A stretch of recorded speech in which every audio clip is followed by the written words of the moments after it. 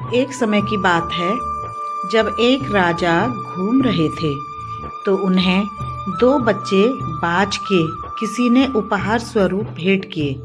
दोनों बच्चे बहुत ही खूबसूरत और अच्छी नस्ल के थे। अब राजा ने उन बाज के बच्चों की देखभाल करने के लिए एक व्यक्ति को नियुक्त कर दिया। कुछ ही समय में वह बच्चे काफ़ी बड़े हो गए। अब वह बच्चे पहले से भी ज़्यादा सुंदर दिख रहे थे। अब राजा ने उन बाज के बच्चों की देखभाल करने वाले व्यक्ति से कहा, अरे भाई, जरा इन्हें उड़ाकर तो दिखाओ। राजा का आदेश पाते ही उस देखभाल करने वाले व्यक्ति ने इशारा किया और इशारा पाते ही दोनों बच्चे अपनी उड़ान भरने लगे। किंतु उसमें से एक बच्चा कुछ ही ऊंचाई पर जाकर वापस उसी डाल पर आकर बैठ गया जहां से उसने उड़ान भरी थी।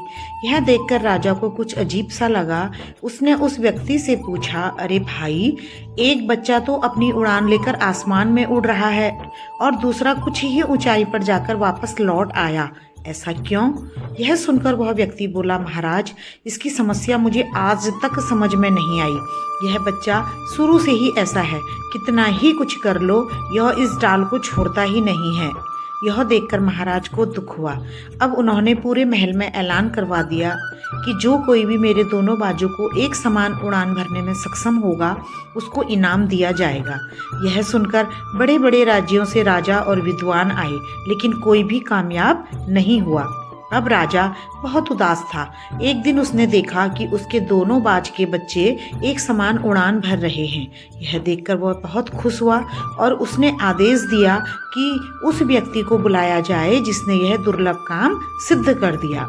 आदेश सुनकर वह व्यक्ति दरबार में हाजिर हो गया। वह एक किसान था। राजा ने उससे पूछा कि तुमने यह दुर्लभ कार्य कैसे किया? बड़े बड़े विद्वान भी इस कार्य को पूर्ण नहीं कर पाए। यह सुनकर वह किसान बोला, महाराज, ना तो मैं बड़ा विद्वान हूँ और ना ही बाजों के बारे में कुछ जानकारी रखता हूँ। मैंने तो वह डाल ही काट दी जिस पर वह बाज बैठने का आदी हो गया था। अब वह डाल ही नहीं रही तो बाज बैठेगा कहाँ? इसलिए अपने साथी के साथ उड़ने लगा। किसान की सूझबूझ देखकर राजा बहुत खुश हुआ। राजा ने खूब सारा इनाम देकर किसान को विदा किया। दोस्तों, उस बाज की तरह हम भी अपने जीवन की कुछ गलत आदतों के आदी होकर दुखी रहते हैं। हमें ऊंचाइयों पर देखना चाहते हैं, लेकिन हम हैं कि हम अपनी गंदी आदतों को छोड़ने को तैयार नहीं रहते।